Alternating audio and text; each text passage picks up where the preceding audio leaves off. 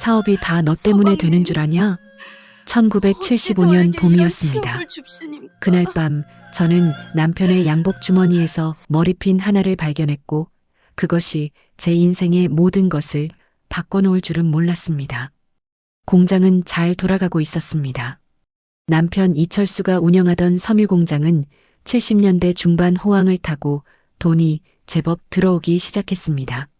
아침에 공장 문을 열면 재봉틀 돌아가는 소리와 여공들의 제잘거림이 경쾌했고 저녁이면 완성된 원단 더미들이 쌓여나갔습니다.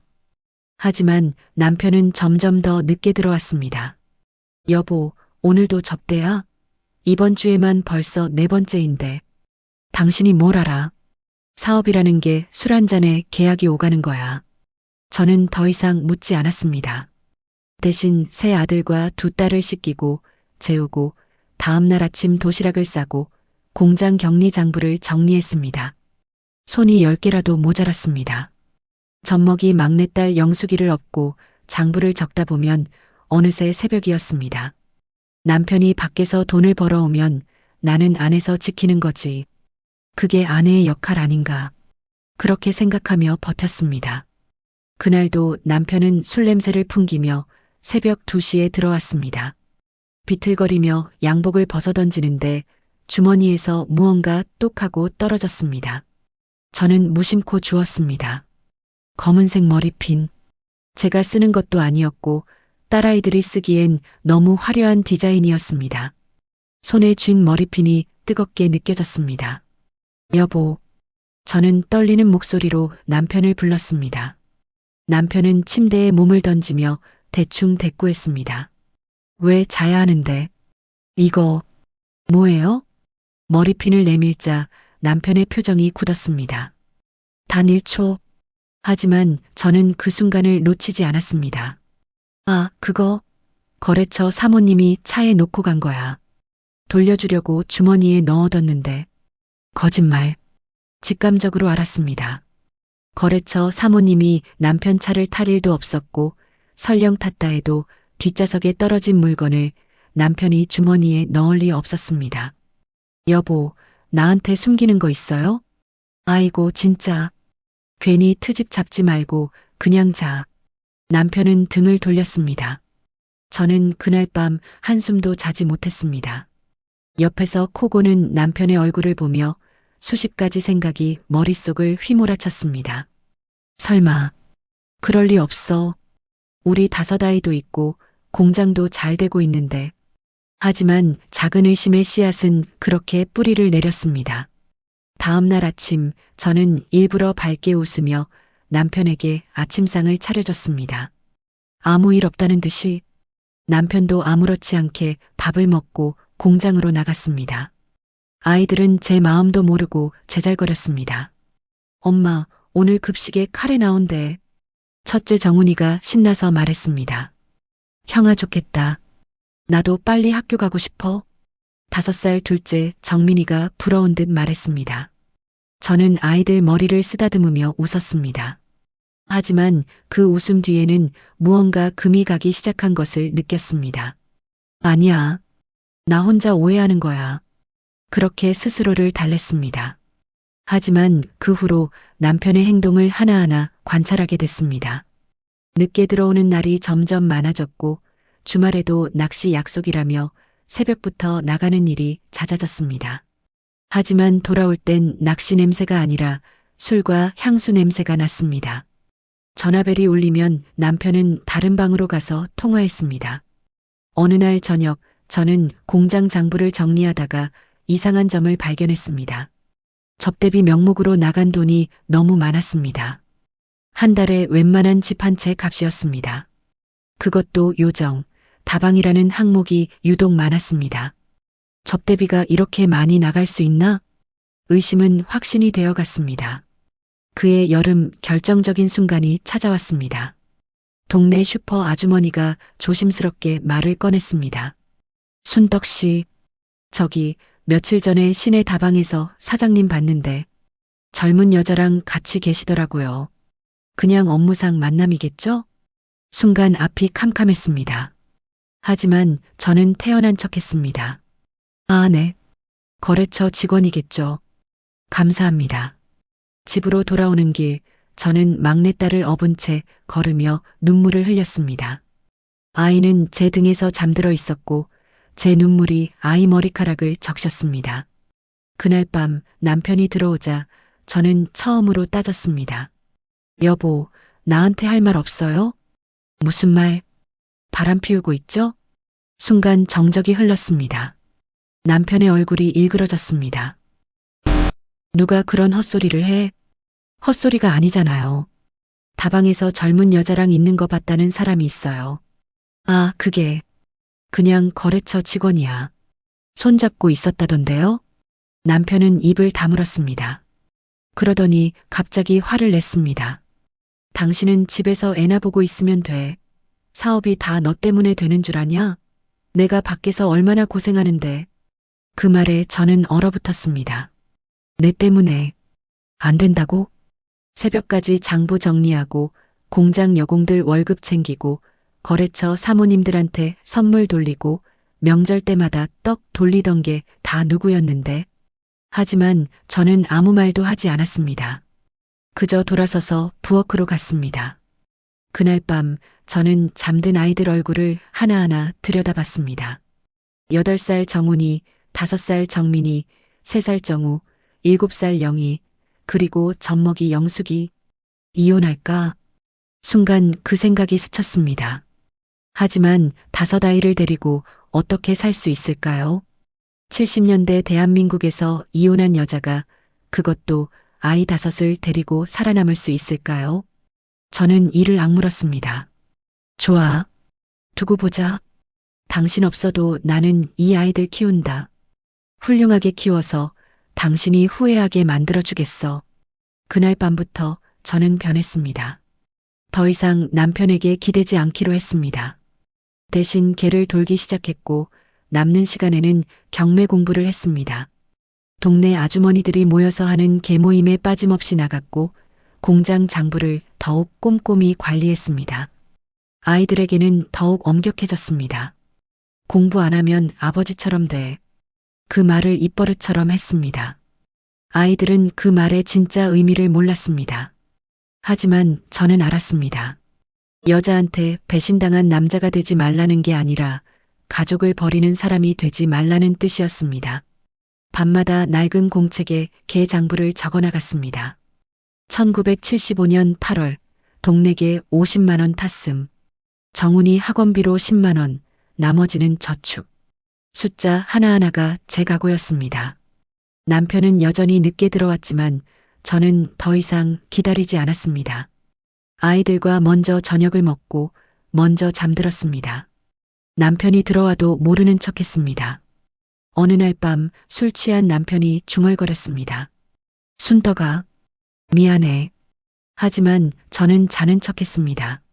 용서해줄 마음도 위로해줄 마음도 없었습니다. 미안하다고? 그럼 그만두면 되잖아. 그런데 왜 안 그만둬?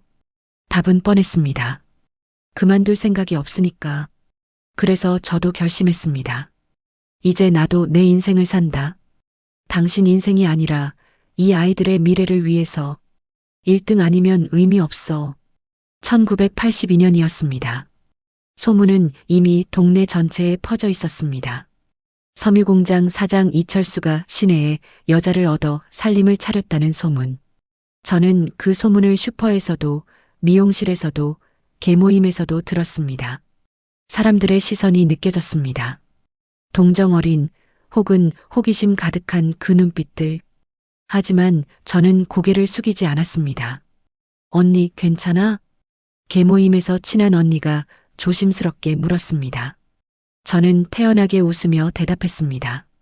괜찮아요. 남자들이 다 그렇죠 뭐. 저는 애들만 잘 키우면 돼요. 그렇게 말하면서도 손에 쥔 찻잔이 덜덜 떨리는 걸 느꼈습니다. 집으로 돌아오는 길, 저는 더 이상 눈물을 흘리지 않았습니다. 대신 머릿속으로 계산했습니다. 이번 달 계타는 돈 80만 원. 여기서 정훈이 과외비 30만 원, 정민이 학원비 20만 원, 나머지는 경매 나온 땅 계약금으로. 올 시간이 어디 있어.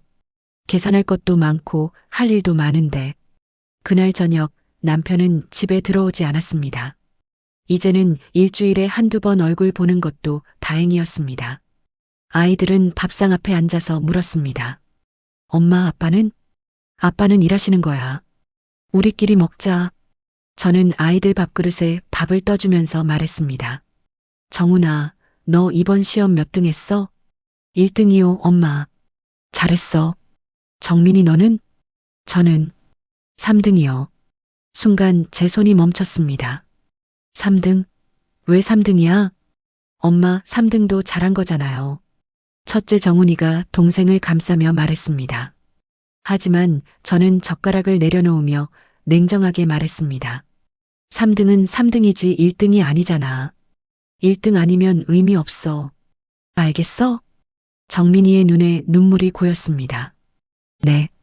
그 순간 제 마음 한구석이 아팠습니다. 하지만 저는 그 아픔을 꾹 눌렀습니다.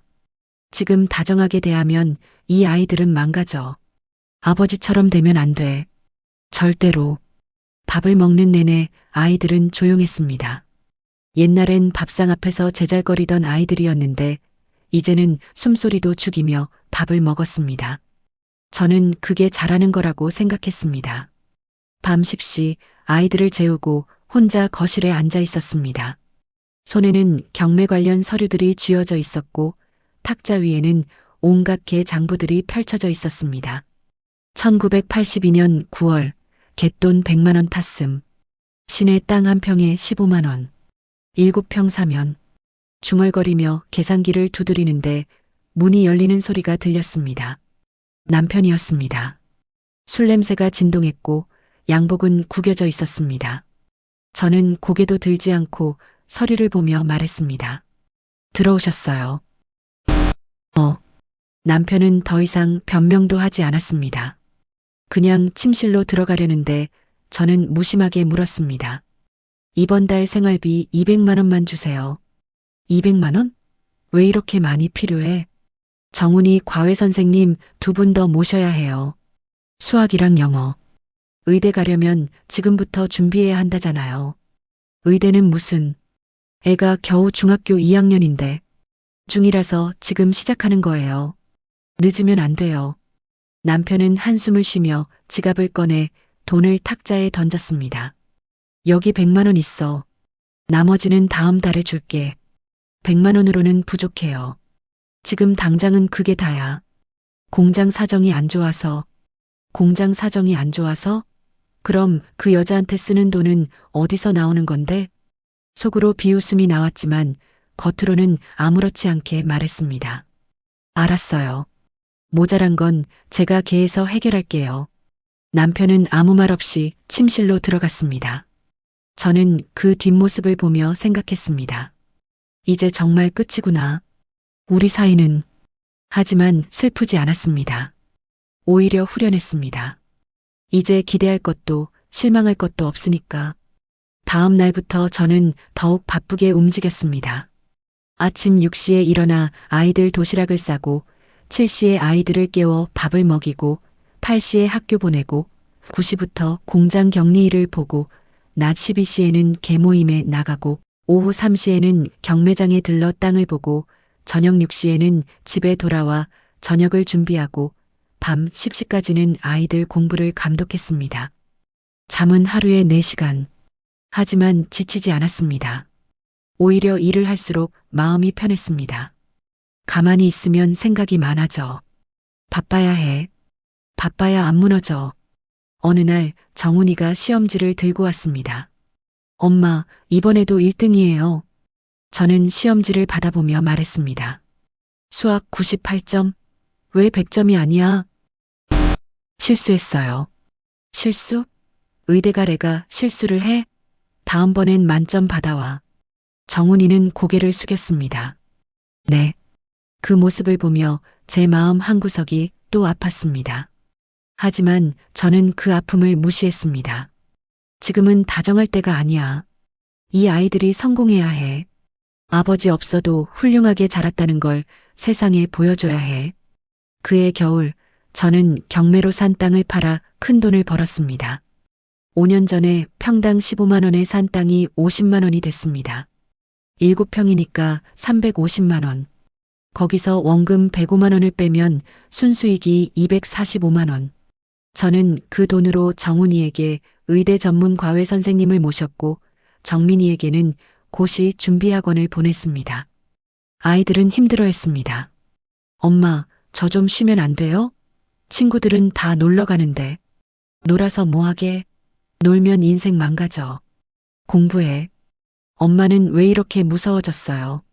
정민이가 울먹이며 말했습니다. 그 말에 저는 잠시 멈칫했습니다. 내가 무서워졌나? 하지만 곧 마음을 다잡았습니다. 무서워야 해. 무서워야 이 아이들이 정신 차려. 세상은 호락호락하지 않아. 특히 아버지 없는 집 자식들한테는 더. 그날 밤 저는 혼자 거울을 들여다봤습니다. 거울 속의 제 얼굴은 낯설었습니다. 7년 전만 해도 가냘프고 청승맞던 얼굴이었는데 이제는 날카롭고 차가워 보였습니다. 입꼬리는 내려가 있었고 미간에는 주름이 깊게 패여 있었습니다. 나 이렇게 변했구나. 순간 눈물이 핑 돌았습니다. 하지만 저는 눈물을 닦으며 다짐했습니다. 울면 안 돼. 약해지면 안 돼. 이 아이들은 내가 지켜야 해. 그리고 다시 탁자 앞에 앉아 개 장부를 펼쳤습니다. 1982년 12월 친목계 150만 원 탔음. 정훈이 겨울방학 특강 50만 원, 정민이 문제집 10만 원, 정우 학원비 30만 원. 빼곡히 적어 내려가는 숫자들. 그 숫자 하나하나가 제 각오였고 제 울음이었고 제 복수였습니다. 남편 없이도, 아니 남편이 없기 때문에 더욱 단단해진 저는 그렇게 1982년을 보냈습니다. 아이들은 몰랐습니다. 엄마의 그 무서운 눈빛 뒤에 숨겨진 눈물을, 엄마의 그 차가운 말투 뒤에 숨겨진 떨림을, 엄마의 그 독한 마음 뒤에 숨겨진 절망을. 그리고 저도 몰랐습니다. 제가 아이들을 지키려다가 어쩌면 아이들에게 상처를 주고 있다는 것을. 당신 없어도 나는 이렇게 해냈어. 1989년 봄이었습니다. 아침 일찍 우체부 아저씨가 등기우편을 들고 왔습니다. 이순덕 씨 댁 맞으시죠? 서울대학교 의과대학에서 왔습니다. 저는 떨리는 손으로 봉투를 받았습니다. 아직 뜯지도 않았는데 가슴이 쿵쿵거렸습니다. 제발, 제발. 봉투를 뜯는 순간 굵은 글씨가 눈에 들어왔습니다. 합격을 축하합니다. 저는 그 자리에 주저앉았습니다. 14년, 1975년 그날 밤 남편의 양복 주머니에서 머리핀을 발견한 그날부터 오늘까지 14년간 악착같이 매달린 결과였습니다. 엄마, 엄마. 정훈이가 학교에서 뛰어왔습니다. 엄마, 나 붙었어요. 의대 붙었어. 저는 아들을 꼭 안았습니다. 14년 만에 처음으로 아이를 제대로 안아본 것 같았습니다. 잘했어. 정말 잘했어. 목이 메었습니다. 그리고 그 뒤로 기쁜 소식이 이어졌습니다. 둘째 정민이는 행정고시에 합격했고 셋째 정우는 사법시험 2차까지 통과했습니다. 첫째 딸 영희는 서울대 대학원에 합격했고 막내딸 영숙이는 한의대에 입학했습니다. 5아이 모두 성공의 길로 들어선 것입니다. 저는 그날 저녁 혼자 낡은 개 장부를 펼쳤습니다. 1975년 8월 동네개 50만 원, 1978년 3월 무진개 80만 원, 1982년 9월 친목개 100만 원, 1986년 5월 목동개 200만 원. 빼곡히 적힌 숫자들. 그 숫자 하나하나가 제 땀이었고 제 눈물이었고 제 인생이었습니다. 저는 조용히 장부를 덮었습니다. 이제 끝났다. 드디어. 그날 밤 남편에게 전화를 걸었습니다. 남편은 여전히 밖에 살림을 차리고 살고 있었습니다. 한 달에 한두 번 집에 들르는 게 전부였습니다. 여보세요? 남편의 목소리가 들렸습니다. 예전처럼 당당하지 않고 어딘가 기운 없는 목소리였습니다. 나예요. 할 말이 있어서요. 무슨 일이야? 정훈이가 의대 붙었어요. 정민이는 행정고시 합격했고요. 정우는 사법시험 2차 통과했고 영희는 서울대 대학원, 영숙이는 한의대요. 전화기 너머로 침묵이 흘렀습니다. 5명 다? 네. 5명 다요. 잘했네. 당신 없어도 나는 이렇게 해냈어요. 저는 담담하게 말했습니다. 그 말에는 분노도 원망도 없었습니다. 그저 사실을 전달하는 것뿐이었습니다. 순덕아, 이제 공장 일도 제대로 정리하세요. 아이들 학비는 제가 다 해결할 테니까 당신은 당신 인생이나 사세요. 그리고 전화를 끊었습니다. 이겼다. 그렇게 생각했습니다. 하지만 이상했습니다. 승리의 기쁨이 오래가지 않았습니다. 다음 날 저는 아이들을 위해 특별히 저녁상을 차렸습니다. 갈비찜, 잡채, 전, 온갖 반찬들. 명절도 아닌데 이렇게 성대한 밥상은 처음이었습니다. 오늘은 우리 아이들 합격 축하하는 날이야. 많이 먹어. 하지만 식탁은 어색했습니다. 정훈이는 조용히 밥을 먹었고 정민이는 고개를 숙이고 있었습니다. 정훈은 몇 번 말을 꺼내려다가 그냥 입을 다물었습니다. 왜들 그래? 좋은 날인데 좀 웃으면서 먹어라. 엄마, 이제 좀 쉬셔도 되는 거 아니에요? 영희가 조심스럽게 말했습니다. 쉬다니? 엄마, 너무 고생하셨잖아요. 이제 우리가 다 컸으니까. 저는 웃으며 말했습니다. 무슨 소리야? 아직 멀었어. 정훈이 너 의대 졸업하려면 6년 더 있어야 하고 정민이 너도 연수 있잖아. 정우 너는 사법연수원 들어가야 하고. 엄마, 그리고 결혼도 해야지. 집도 마련해줘야 하고. 할 일 많아. 아이들은 더 이상 아무 말도 하지 않았습니다. 그날 밤 저는 혼자 거실에 앉아 있었습니다. 텅 빈 집, 조용한 밤. 아이들은 각자 방에서 공부를 하거나 쉬고 있었습니다. 남편은 어디선가 다른 여자와 함께 있었겠죠. 난 뭘 위해 이렇게 살았지? 문득 그런 생각이 들었습니다. 아이들을 성공시켰습니다. 남편 없이도 해냈습니다. 세상에 증명했습니다. 그런데 왜 이렇게 허전할까요? 왜 이렇게 외로울까요? 아이들은 저를 무서워했습니다. 존경하는 것과 무서워하는 것은 다릅니다. 저는 아이들에게 엄마가 아니라 독재자였던 것 같았습니다. 엄마, 물 좀 주세요. 막내딸 영숙이가 부엌으로 왔습니다. 그래, 여기. 저는 물을 따라주며 물었습니다. 영숙아, 엄마가 너무 심했니? 영숙이는 깜짝 놀란 표정으로 저를 봤습니다. 제가 이런 말을 한 적이 없었으니까요. 아니에요, 엄마. 아니긴. 다 알아. 너희들이 엄마 무서워하는 거. 무서워하는 게 아니라 엄마가 너무 힘들어 보여서 그래요. 힘든 건 괜찮아. 엄마는 원래 힘든 거야. 엄마도 좀 행복하셨으면 좋겠어요. 행복. 그 단어가 낯설었습니다. 14년 동안 한 번도 생각해 본 적 없는 단어였습니다. 엄마는 너희들이 잘 되는 게 행복이야. 영숙이는 아무 말 없이 저를 안아줬습니다. 막내딸의 품이 따뜻했습니다. 내가 언제 마지막으로 누군가에게 안겨봤지? 기억이 나지 않았습니다. 다음 날 저는 동네 슈퍼에 갔습니다. 어머, 순덕 씨. 아들 의대 붙었다며? 축하해. 고맙습니다. 정말 대단하시다. 남편도 없는데 혼자서 5명을 다 그렇게 키우시고. 남편도 없는데. 그 말이 가슴에 꽂혔습니다. 맞습니다. 남편은 없었습니다. 법적으로는 남편이지만 실질적으로는 없는 거나 마찬가지였습니다. 저는 14년 동안 사실상 혼자였던 겁니다. 집으로 돌아오는 길, 저는 문득 멈춰 섰습니다. 공원 벤치에는 노부부가 앉아서 손을 잡고 있었습니다. 할아버지가 할머니 손등을 쓰다듬고 할머니는 행복하게 웃고 있었습니다. 나도 저렇게 살고 싶었는데 가슴 한구석이 무너지는 것 같았습니다. 저는 성공한 어머니였습니다. 하지만 실패한 아내였고 외로운 여자였습니다. 그날 밤 저는 오랜만에 옛날 사진을 꺼내봤습니다. 1970년 결혼식 사진. 웨딩드레스를 입은 제 얼굴은 행복으로 가득했습니다. 옆에 남편도 환하게 웃고 있었습니다. 우리 참 행복했었는데 언제부터 이렇게 됐을까요? 어느 순간부터 남편은 저를 떠났고 저는 아이들만 바라보며 살았습니다. 사랑은 언제 끝난 걸까요? 아니, 애초에 사랑이었을까요? 저는 사진을 도로 앨범에 넣었습니다. 이제 와서 생각해봐야 소용없어.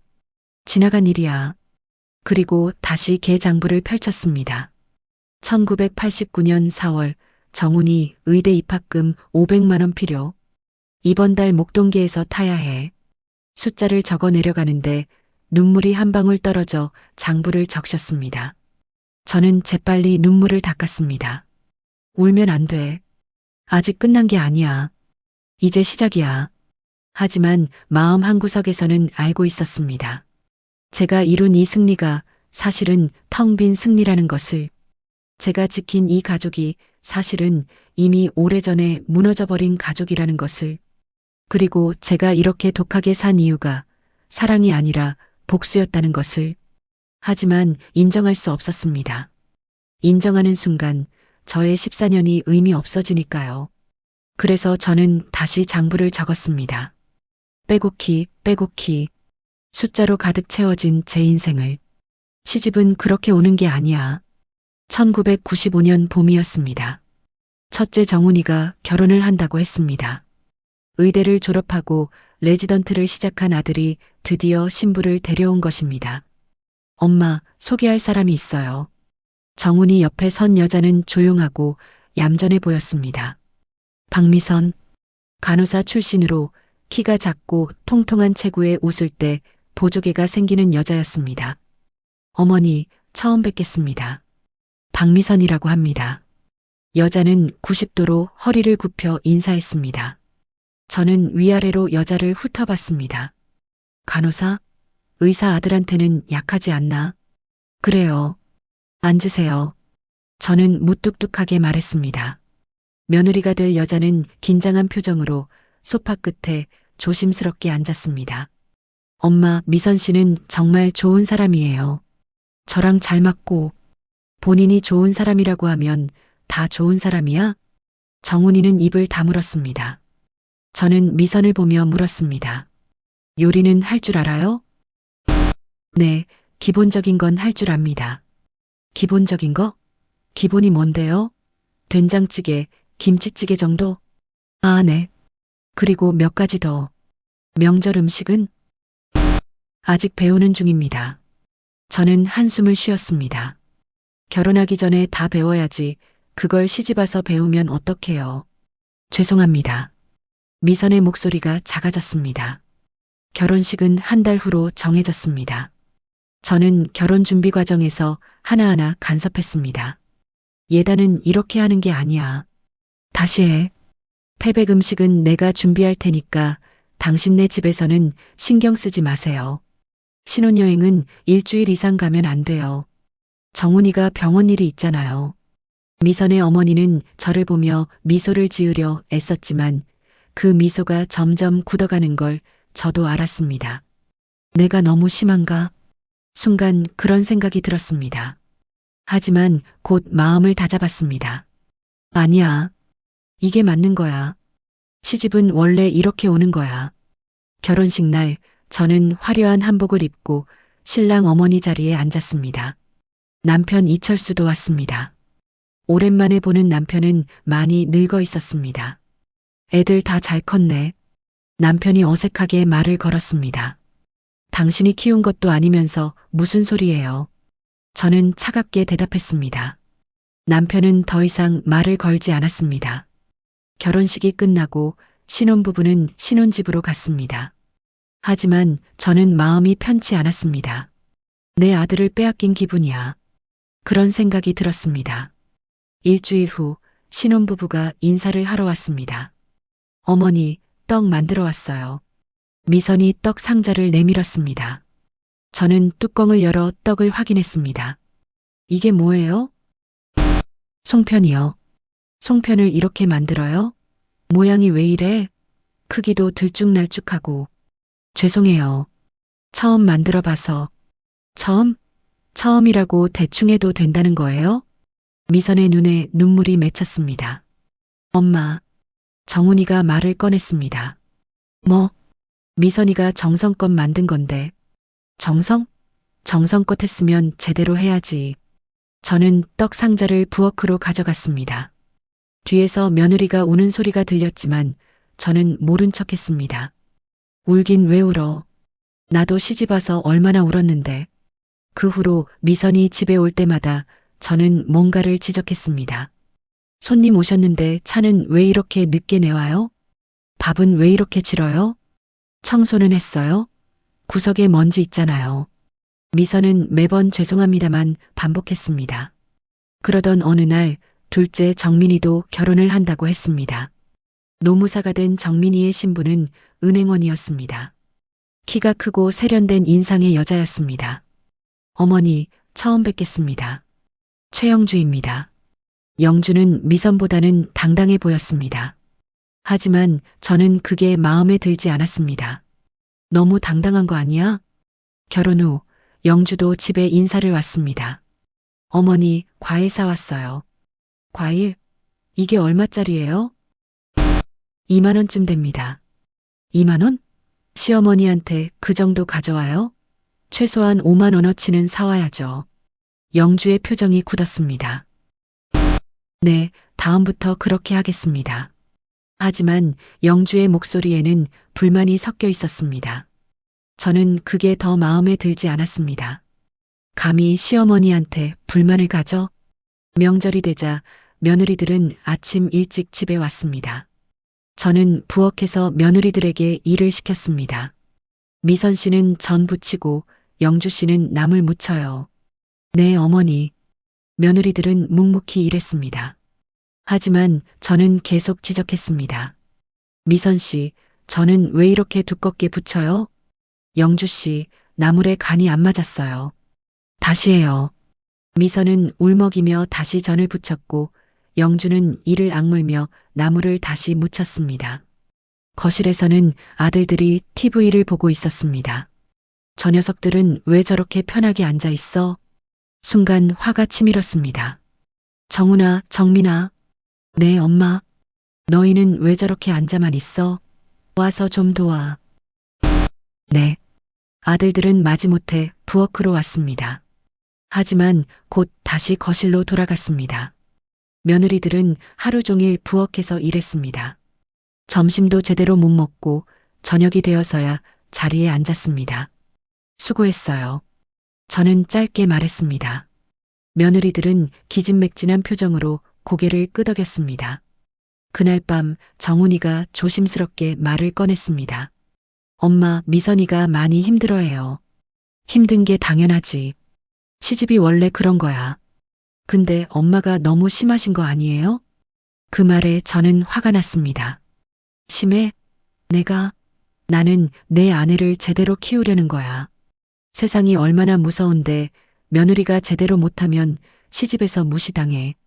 엄마, 너희 아버지가 우릴 어떻게 했는지 알아? 밖에 여자 두고 집에도 안 들어왔어. 그런데도 나는 혼자 너희들 다 키웠어. 며느리들도 그 정도는 해야지. 정훈이는 더 이상 말하지 못했습니다. 다음 날 저는 혼자 거실에 앉아 있었습니다. 창밖을 보며 생각했습니다. 내가 너무 심한가? 하지만 곧 고개를 저었습니다. 아니야. 이게 맞는 거야. 며느리는 이렇게 키우는 거야. 그런데 왜 이렇게 마음이 불편할까요? 왜 며느리들이 우는 모습을 보면 제 마음도 아플까요? 문득 깨달았습니다. 나 시어머니가 없었잖아. 맞습니다. 저는 시어머니를 모셔본 적이 없었습니다. 남편의 어머니는 제가 결혼하기 전에 돌아가셨습니다. 그래서 저는 며느리로서의 고통을 몰랐습니다. 아니, 모르는 게 아니었습니다. 저는 며느리의 고통을 너무나 잘 알고 있었습니다. 왜냐하면 저도 여자였으니까. 저도 남편에게 무시당하고 혼자 아이들 키우며 세상의 차가운 시선을 견뎌야 했으니까. 그런데 왜 며느리들에게 똑같이 하고 있을까요? 내가 가해자가 됐구나. 그 생각이 들자 가슴이 먹먹했습니다. 하지만 저는 그 생각을 밀어냈습니다. 아니야.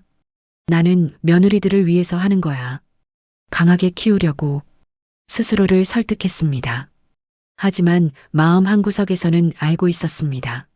제가 며느리들에게 강요하는 것은 강함이 아니라 제가 겪었던 고통이라는 것을, 제가 며느리들에게 원하는 것은 성장이 아니라 제 상처에 대한 보상이라는 것을, 그리고 그것이 사랑이 아니라 학대라는 것을, 하지만 인정할 수 없었습니다. 인정하는 순간 저의 모든 것이 무너질 것 같았으니까요. 그날 밤 저는 오래된 거울을 보며 중얼거렸습니다. 나 언제 이렇게 됐지? 거울 속의 제 얼굴은 날카롭고 차가웠습니다. 20년 전 남편의 양복 주머니에서 머리핀을 발견하던 그날의 제 얼굴과는 너무 달랐습니다. 나 괴물이 됐구나. 그렇게 생각하면서도 저는 변하지 못했습니다. 아니, 변하고 싶지 않았습니다. 변하는 순간 저의 20년이 의미 없어지니까요. 그래서 저는 며느리들에게 더욱 독하게 대했습니다. 그것이 사랑이라고 스스로를 속이면서. 순덕아, 미안하다. 1998년 가을이었습니다. IMF 외환위기가 나라를 휩쓸고 지나간 지 1년이 지난 때였습니다. 거리에는 실업자들이 넘쳐났고 회사들은 줄줄이 문을 닫았습니다. 그날 저녁 현관문이 열렸습니다. 남편이었습니다. 아니, 남편이었던 사람이었습니다. 23년 만에 제대로 마주한 남편의 모습은 충격적이었습니다. 한때 잘생기고 당당했던 그 사람은 온데간데없고 초라하고 늙은 노인만 서 있었습니다. 얼굴은 부어 있었고 눈은 충혈되어 있었습니다. 손은 떨리고 있었고 옷은 구겨져 있었습니다. 술 냄새와 담배 냄새가 뒤섞여 진동했습니다. 순덕아, 남편의 목소리는 떨렸습니다. 저는 아무 말 없이 그를 바라봤습니다. 나 돌아왔어. 보면 몰라요? 저는 냉정하게 말했습니다. 남편은 고개를 숙였습니다. 미안하다. 미안하다고요? 정말 미안해. 남편은 무릎을 꿇었습니다. 현관 바닥에 그렇게 주저앉았습니다. 나 다 잃었어. 공장도 날아갔고 돈도 다 없어. 같이 살던 여자도 다 떠났어. 저는 팔짱을 끼고 서서 남편을 내려다봤습니다. 그래서 이제 집에 온 거예요? 응. 다 잃으니까 이제 집 생각나요? 남편은 대답하지 못했습니다. 나한테 갈 데가 없어. 그 말에 저는 웃음이 나왔습니다. 비웃음이었습니다. 갈 데가 없어서 온 거예요? 날 사랑해서가 아니라. 순덕아, 23년이에요. 당신이 집 나간 지 23년 동안 나는 혼자 5아이 키웠어요. 당신은 그 시간 동안 뭐 했어요? 여자들이랑 놀아났죠? 남편은 고개를 들지 못했습니다. 저는 남편을 보며 생각했습니다. 내쫓아야 해. 당연히. 하지만 이상하게도 말이 나오지 않았습니다. 남편의 모습이 너무 초라했습니다. 한때는 그렇게 잘 나가던 사람이 이제는 거지꼴로 돌아왔습니다. 몇 달이나 안 먹었어요? 잘 기억 안 나. 병원은 갔어요? 돈이 없어서. 저는 한숨을 쉬었습니다. 들어와요. 응? 들어오라고요. 남편은 믿을 수 없다는 표정으로 저를 봤습니다. 진짜 들어가도 돼? 설 거예요? 빨리 들어와요. 남편은 비틀거리며 집 안으로 들어왔습니다. 저는 부엌으로 가서 죽을 끓였습니다. 내가 왜 이러고 있지? 스스로에게 물었습니다. 이 사람을 증오했잖아. 평생 용서 안 하기로 했잖아. 하지만 손은 멈추지 않고 죽을 끓이고 있었습니다. 여기 죽 한 그릇을 남편 앞에 놓았습니다. 남편은 눈물을 흘리며 죽을 떴습니다. 고마워. 정말 고마워. 저는 남편이 먹는 모습을 보며 앉아 있었습니다. 불쌍하네. 그런 생각이 들었습니다. 증오스럽고 미웠던 사람인데 지금은 그냥 불쌍했습니다. 다음 날 아들들이 찾아왔습니다. 엄마, 아버지가 돌아왔다는데 사실이에요? 정훈이가 급하게 물었습니다. 응, 어제 왔어. 엄마, 왜 받아들이셨어요? 정민이가 답답하다는 표정으로 말했습니다. 그 사람이 엄마한테 뭘 했는데? 왜 또 받아들이세요? 갈 데가 없대. 갈 데가 없으면 어떡해요? 그게 엄마 책임이에요? 아들들은 화가 나 있었습니다. 엄마, 제발 정신 차리세요. 그 사람은 평생 엄마를 버리고 산 사람이에요. 알아. 알면서 왜요? 저는 대답할 수 없었습니다. 저도 이유를 몰랐으니까요. 왜 남편을 받아들였는지 저 스스로도 이해할 수 없었습니다. 복수하고 싶었을까요? 남편이 비참한 모습을 보며 통쾌함을 느끼고 싶었을까요? 아니면 용서하고 싶었을까요? 23년의 증오를 내려놓고 싶었을까요? 아니었습니다. 그냥 익숙했습니다.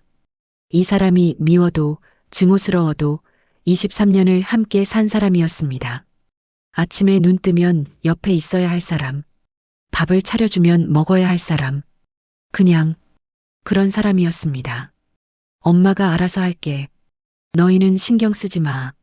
아들들은 더 이상 말하지 못하고 돌아갔습니다. 그날 저녁 저는 남편을 병원에 데려갔습니다. 의사의 진단은 심각했습니다. 강경화 말기입니다. 알코올성이고요. 지금부터라도 술을 끊으셔야 합니다. 얼마나 살 수 있어요? 술을 끊으면 몇 년은 가능하지만 계속 드시면 1년도 장담 못합니다. 저는 남편을 데리고 집으로 돌아왔습니다. 남편은 침대에 누워서 천장을 바라봤습니다. 나 죽는구나. 죽기 싫으면 술 끊어요. 술을 끊을 수 있을까? 당신이 선택할 일이에요. 그날 밤부터 저는 남편의 술을 관리하기 시작했습니다. 집에 있는 술을 다 버렸고 남편이 밖에 나가려 하면 막았습니다. 나 좀 나가게 해줘. 안 돼요. 나갔다가 술 마실 거잖아요. 한 잔만. 진짜 한 잔만. 안 된다니까요. 남편은 금단 증상으로 고통스러워했습니다. 밤새 땀을 흘리고 악몽을 꾸고 손을 떨었습니다. 저는 그 옆에서 물수건으로 남편의 이마를 닦아줬습니다. 내가 왜 이러고 있지? 계속 스스로에게 물었습니다.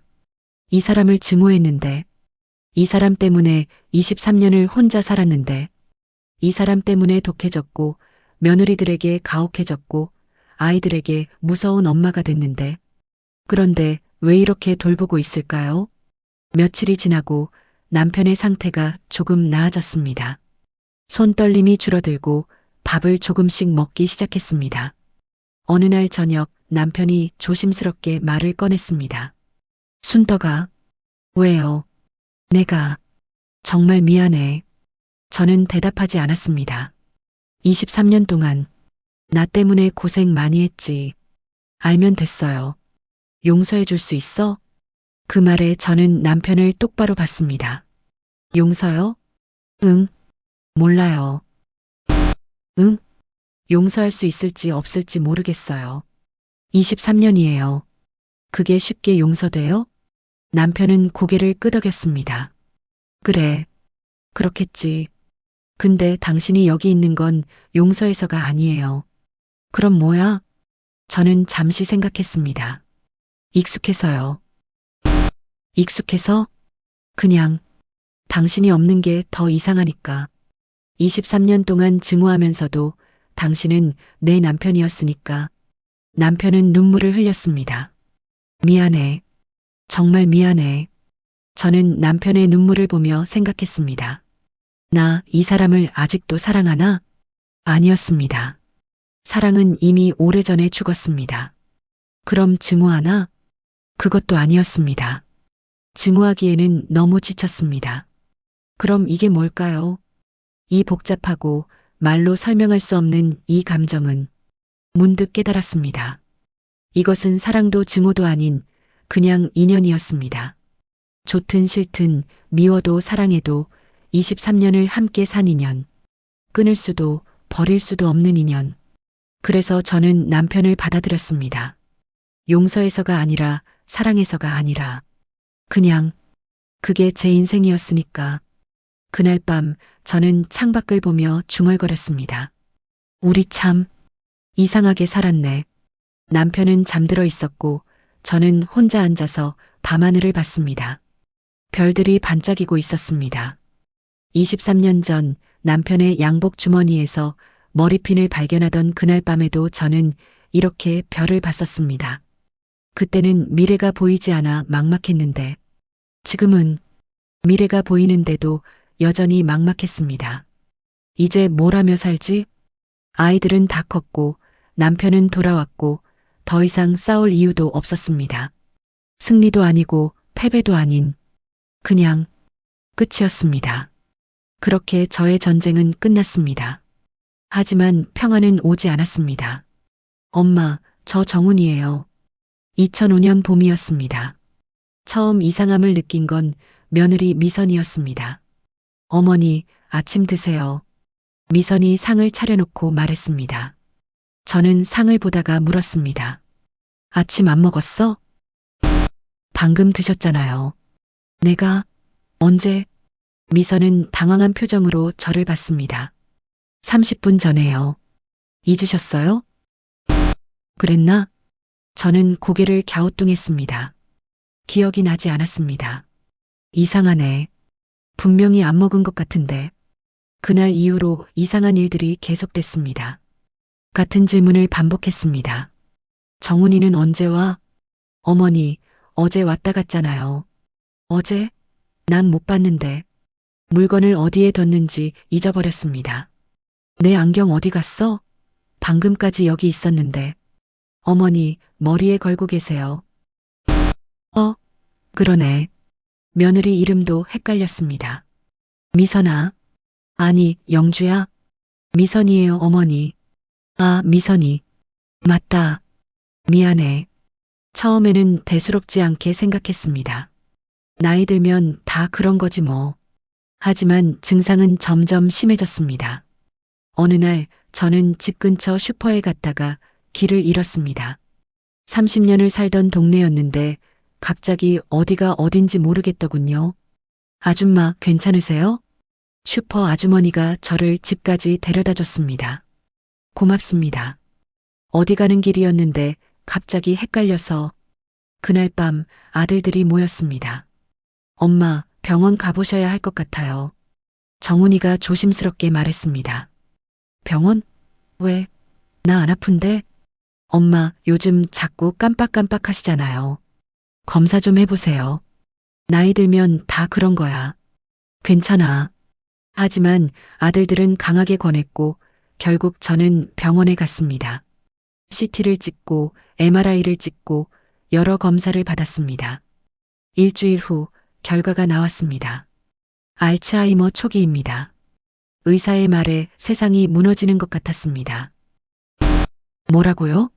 초기 단계라 아직은 괜찮지만 시간이 지나면 증상이 악화될 겁니다. 치료는 안 되나요? 완치는 어렵습니다. 다만 약으로 진행 속도를 늦출 수는 있습니다. 저는 멍하니 앉아 있었습니다. 치매? 내가 믿을 수 없었습니다. 30년 동안 혼자서 5아이를 키우고 남편을 돌보고 며느리들을 키우고 그렇게 강하게 살아온 제가 치매라니. 집으로 돌아오는 차 안 저는 창밖만 바라봤습니다. 엄마 괜찮으세요? 정훈이가 물었습니다. 응. 하지만 괜찮지 않았습니다. 기억이 사라진다고? 그럼 30년의 고생도 23년의 증오도 5아이를 키운 그 시간도 다 사라지는 건가요? 그날 밤 저는 혼자 낡은 개 장부를 꺼냈습니다. 1975년 8월 동네개 50만 원. 1982년 9월 무징계 100만 원. 1989년 4월 정훈이 의대 입학금. 빼곡히 적힌 숫자들. 이것들도 다 잊어버리게 되는 건가요? 눈물이 흘렀습니다. 싫어. 잊고 싶지 않아. 하지만 병은 제 의지와 상관없이 진행됐습니다. 약을 먹기 시작했지만 기억은 조금씩 사라졌습니다. 어제 일을 기억 못하고 아침에 뭘 먹었는지 잊어버리고 사람 얼굴이 낯설게 느껴졌습니다. 가장 힘든 건 시간이 뒤섞인다는 것이었습니다. 어느 날은 1970년대로 돌아가 있었습니다. 여보, 공장 일은 잘 돼가요? 남편에게 물었습니다. 남편은 당황한 표정으로 저를 봤습니다. 순덕아, 공장은 20년 전에 문 닫았어. 20년 전? 무슨 소리야? 어제도 일하러 갔잖아. 또 어느 날은 1980년대였습니다. 정훈아, 공부는 했니? 시험 곧 있잖아. 거실에 있던 정훈이가 놀란 표정으로 저를 봤습니다. 엄마, 저 이제 40살이에요. 의사예요. 무슨 소리야? 넌 아직 중학생인데. 정훈이는 눈물을 흘렸습니다. 엄마, 그런 저를 가장 많이 돌본 건 며느리 미선이었습니다. 미선은 매일 집에 와서 저를 챙겼습니다. 밥을 먹였고, 약을 챙겼고, 같이 산책을 다녔습니다. 어머니, 오늘 날씨 좋죠? 그러게. 근데 너 누구야? 미선이에요. 정훈이 아내. 정훈이? 정훈이가 결혼했어? 네, 10년 전에요. 10년 전? 그랬나? 저는 며느리를 보며 생각했습니다. 이 사람, 누구더라? 얼굴은 낯익은데 이름이 기억나지 않았습니다. 어느 날 저는 미선을 보고 말했습니다. 딸아, 학교 잘 다녀왔니? 미선은 멈칫했습니다. 어머니, 저 딸 아니에요. 며느리예요. 며느리? 아니야, 넌 내 딸이야. 영희야? 영희는 어머니 딸이에요. 저는 미선이에요. 미선? 누구야 그게? 미선은 그 자리에 주저앉아 울었습니다. 20년 동안 구박받고 힘들어하던 그 며느리가 제 앞에서 눈물을 흘렸습니다. 어머니, 저예요. 미선이요. 20년 동안 어머니 곁에 있었던 미선이요. 저는 우는 여자를 보며 고개를 갸우뚱했습니다. 왜 울지? 내가 뭘 잘못했나? 그 순간 잠깐 정신이 돌아왔습니다. 아, 이 사람은 며느리구나. 첫째 며느리 미선이구나. 제가 그렇게 구박했던 사람이구나. 미선아. 네, 어머니. 미안해. 미선은 더 크게 울었습니다. 아니에요, 어머니. 괜찮아요. 나, 너한테 너무 심했지? 아니에요. 어머니는 저를 강하게 키우려고 그러신 거예요. 아니었습니다. 저는 며느리를 강하게 키우려던 게 아니었습니다. 그냥 제 상처를 며느리에게 풀었던 것 뿐이었습니다. 미안해. 정말 미안해. 하지만 그 정신도 오래가지 못했습니다. 다음 순간 저는 다시 1970년대로 돌아가 있었습니다. 여보, 밥 차려놨어요. 드세요. 옆에 있던 남편은 조용히 울었습니다. 계절이 바뀌고 저의 기억은 점점 더 희미해졌습니다. 아들들 얼굴이 헷갈렸고 며느리들 이름을 잊어버렸고 남편이 누군지도 가끔 몰랐습니다. 어느 날 막내딸 영숙이가 왔습니다. 엄마, 저예요. 영숙이. 저는 딸을 보며 환하게 웃었습니다. 영숙이? 우리 막내? 네, 엄마. 크게 잘 컸네. 이제 몇 살이야? 37살이에요, 엄마. 37살? 어머, 벌써? 시간 정말 빠르네. 영숙이는 제 손을 잡았습니다. 엄마, 힘들었죠? 평생 혼자서. 저는 고개를 갸우뚱했습니다. 힘든 게 뭐가 있어. 엄마는 원래 그런 거지.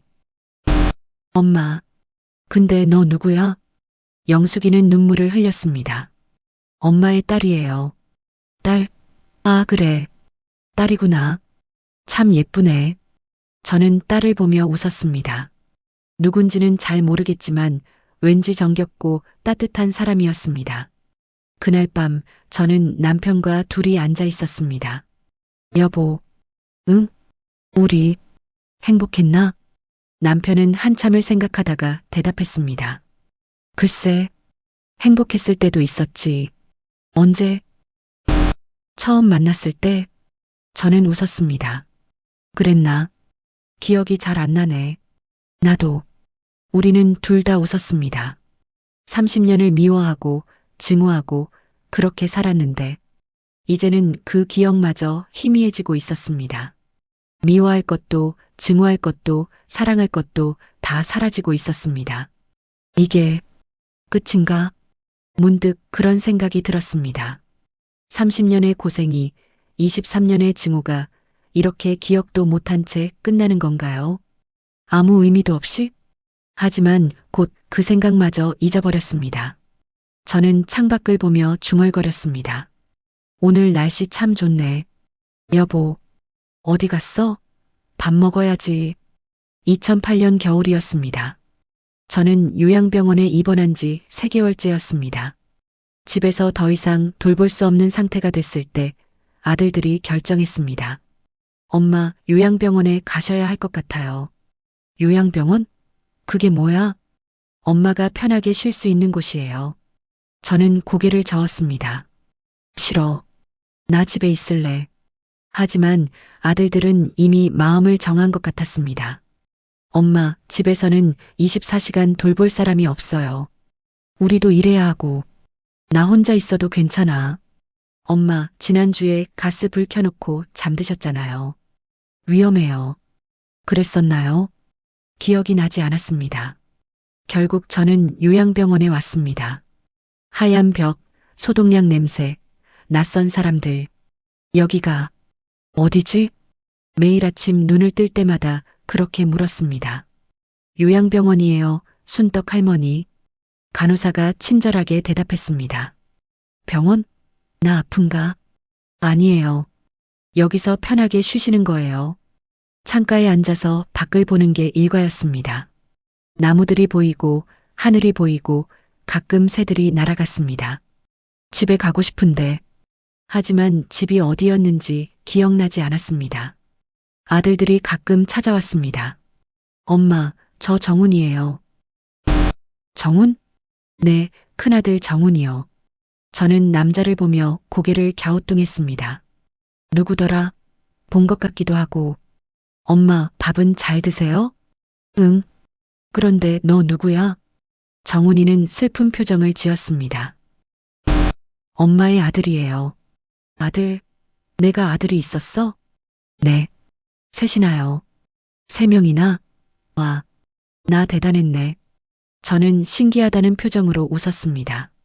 정훈이는 고개를 숙였습니다. 며느리들도 왔습니다. 어머니, 저예요. 미선이요. 미선? 어디서 봤더라? 며느리예요. 아, 며느리구나.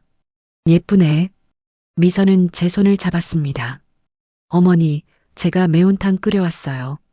좋아하시잖아요. 정말? 고마워. 근데 너 누구야? 미선이에요. 미선은 웃으며 대답했지만 그 웃음 뒤에 눈물이 있다는 걸 저는 알 수 없었습니다. 어느 날 새벽 저는 문득 잠에서 깼습니다. 창밖은 아직 어두웠고 요양병원은 조용했습니다.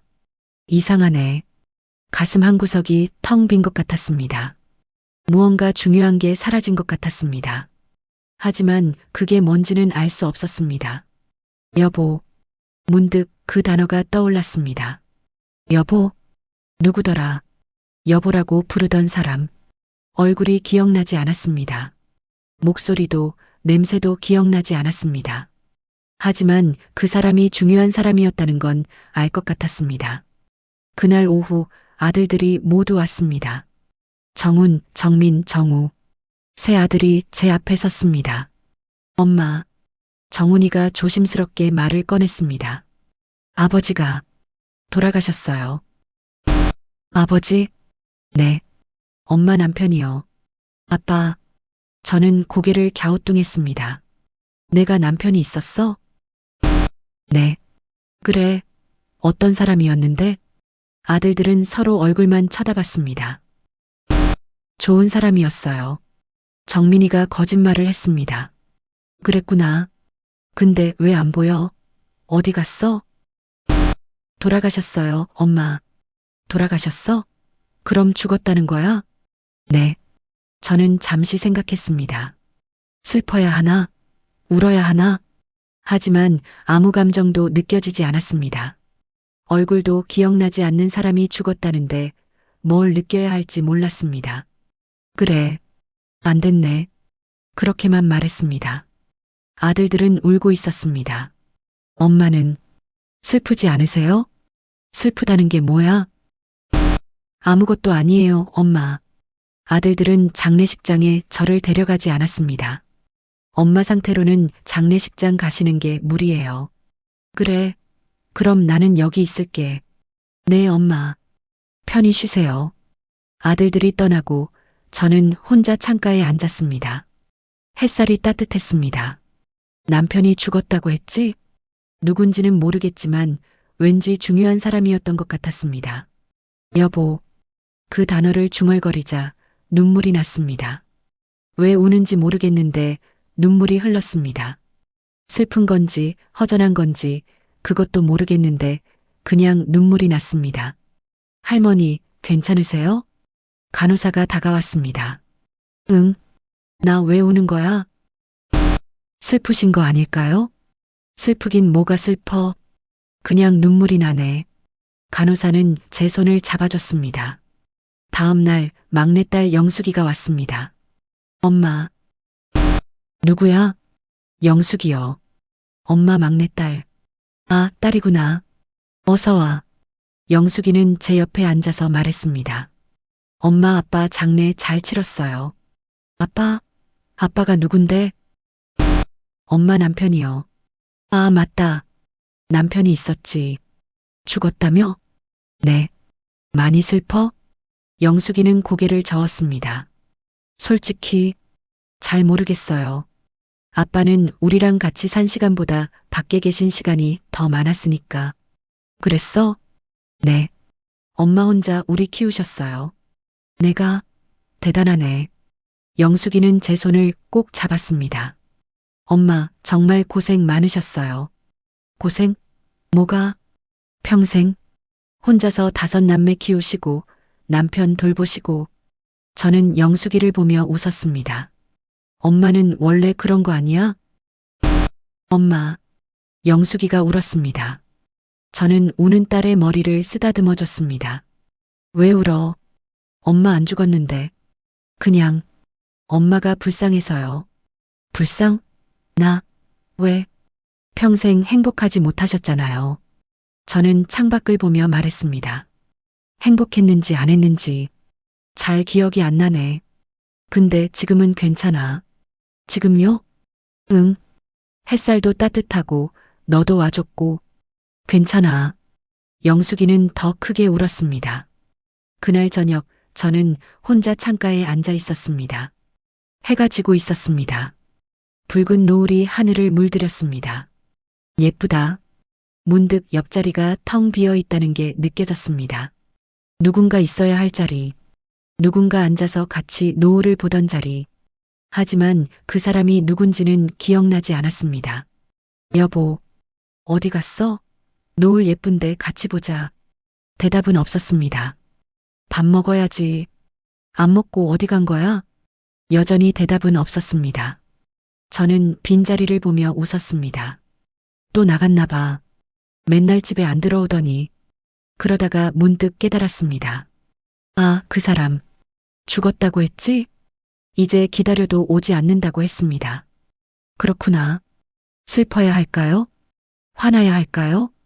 아무것도 느껴지지 않았습니다. 그냥 텅 비어 있었습니다. 30년을 증오하고 미워하고 그렇게 살았는데 이제는 미워할 사람도 없었습니다. 증오할 대상도 사라졌습니다. 복수할 이유도 없어졌습니다. 그럼 이제 뭘 하며 살아야 할까요? 저는 노을을 보며 중얼거렸습니다. 여보, 우리 참 이상하게 살았지? 바람이 불었습니다. 마치 대답하는 것 같았습니다. 그래도 나쁘지만은 않았어. 5 아이도 잘 컸고 노을이 점점 어두워졌습니다. 이제 좀 쉬어야겠다. 피곤해. 저는 눈을 감았습니다. 30년의 고생도 23년의 증오도 5 아이를 키운 그 시간도 이제는 다 희미했습니다. 기억 속으로 사라지고 있었습니다. 하지만 이상하게도 평온했습니다. 모든 걸 잊어서일까요? 아니면 더 더 이상 싸울 이유가 없어서일까요? 저는 빈자리를 보며 미소 지었습니다. 여보, 거기서 편히 쉬어. 나도 곧 갈게.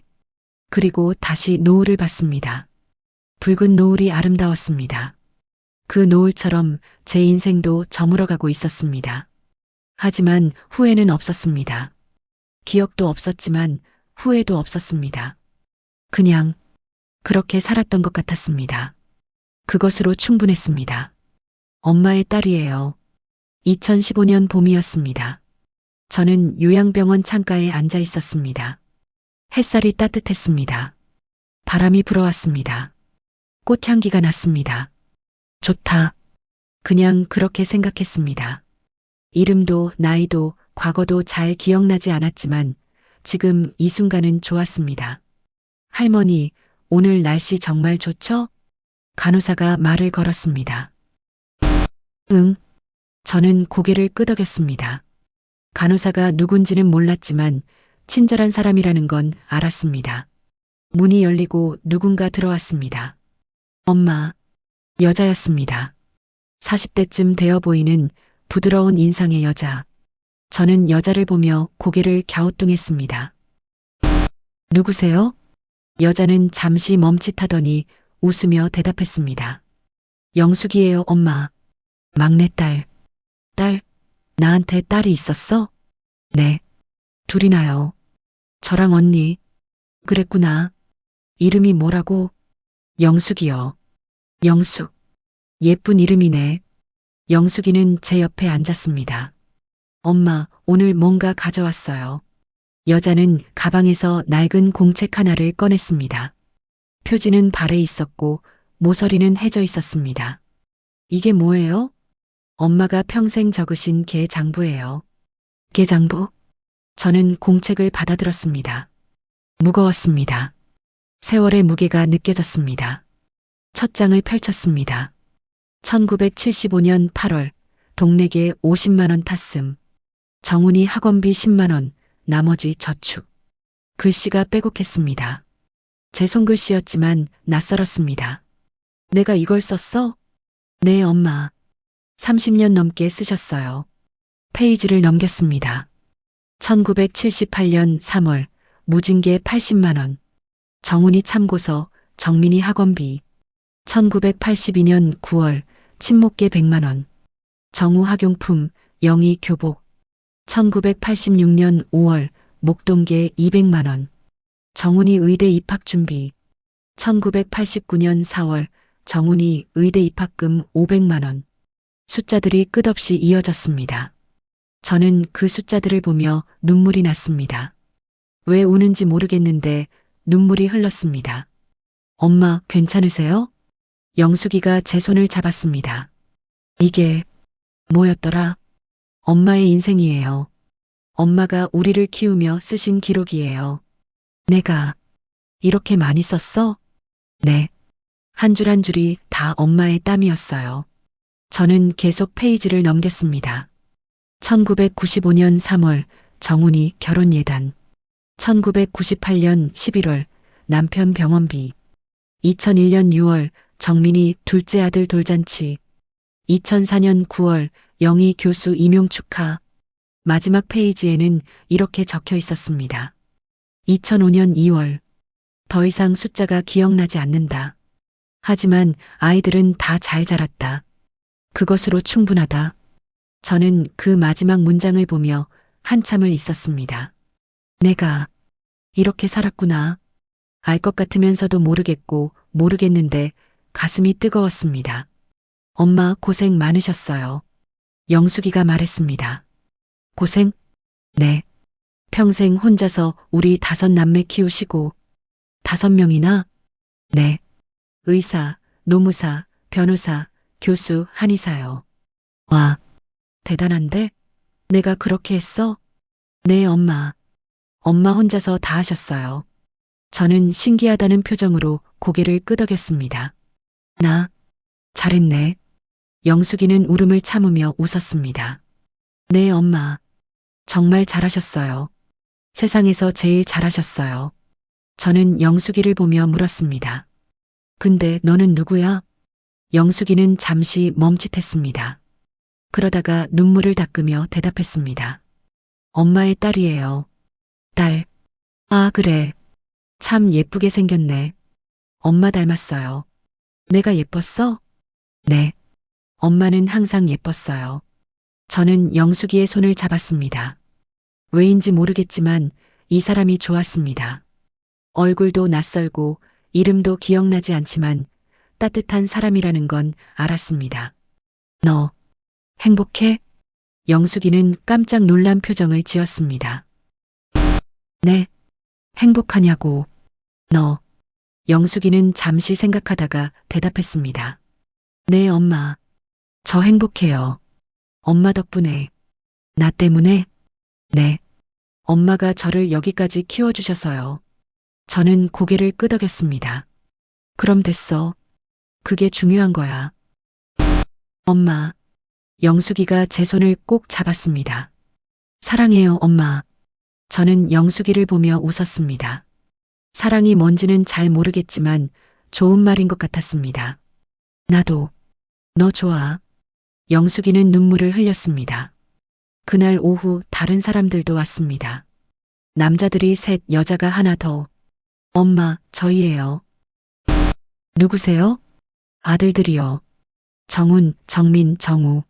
아들이 셋이나 있었어? 네. 그리고 딸 영희도 왔어요. 저는 사람들을 둘러봤습니다. 낯선 사람들이었지만 왠지 반가웠습니다. 많이 왔네. 다들 누구야? 엄마의 자식들이에요. 자식들. 나 대단했나 봐. 사람들이 웃었습니다. 눈물을 흘리면서도 웃었습니다. 엄마, 오늘 다 같이 사진 찍어요. 사진? 좋지. 저는 휠체어에 앉았고 사람들이 제 주위에 모였습니다. 찰칵. 사진이 찍혔습니다. 잘 나왔어요, 엄마. 그래. 보여줘. 사진 속에는 할머니 한 명과 5명의 어른들이 있었습니다. 이게 나야? 네. 많이 늙었네. 아니에요. 여전히 예뻐요. 저는 사진을 보며 웃었습니다. 이 사람들이 내 자식들이구나. 기억은 나지 않지만 가슴이 따뜻했습니다. 사람들이 떠나고 저는 다시 혼자가 됐습니다. 창가에 앉아서 해지는 걸 봤습니다. 손에는 여전히 낡은 개 장부가 들려 있었습니다. 저는 장부를 쓰다듬었습니다. 이게 내 인생이었구나.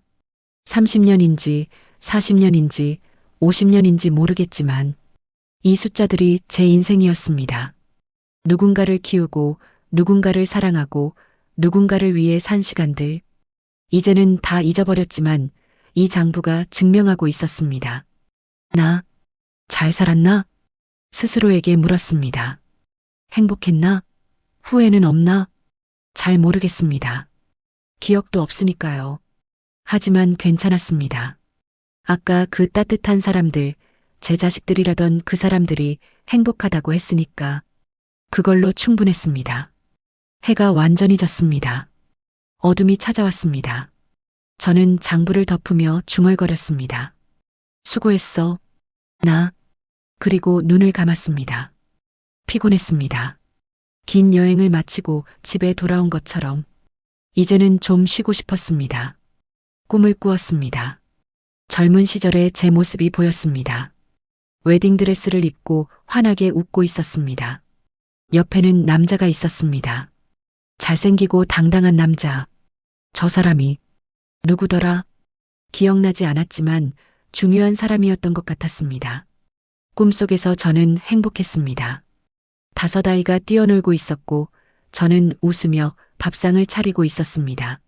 아무도 아프지 않았고 아무도 떠나지 않았고 모두가 함께였습니다. 이게 내가 원했던 거였나? 꿈속에 저는 대답하지 않았습니다. 그냥 웃고 있었습니다. 눈을 떴습니다. 다시 요양병원이었습니다. 창밖에는 별들이 반짝이고 있었습니다. 예쁘다. 저는 별을 보며 미소 지었습니다. 모든 기억을 잃었지만 별은 여전히 예뻤습니다. 모든 사람을 잊었지만 따뜻함은 여전히 느껴졌습니다. 모든 것을 잊었지만 사랑은 남아 있었습니다. 본능처럼 기억보다 깊은 곳에 저는 창가에서 중얼거렸습니다. 고마워. 모두 누구에게 하는 말인지도 모르겠지만 그냥 고마웠습니다. 바람이 불어왔습니다. 마치 대답하는 것처럼 괜찮아. 잘했어. 고생했어. 그렇게 말해주는 것 같았습니다. 저는 눈을 감았습니다. 평온했습니다. 더 이상 싸울 것도 증오할 것도 복수할 것도 없었습니다. 그냥 쉬고 싶었습니다. 긴 여행의 끝에서 마지막으로 떠올린 생각은 이것이었습니다. 나 엄마였구나. 그것만으로 충분했습니다.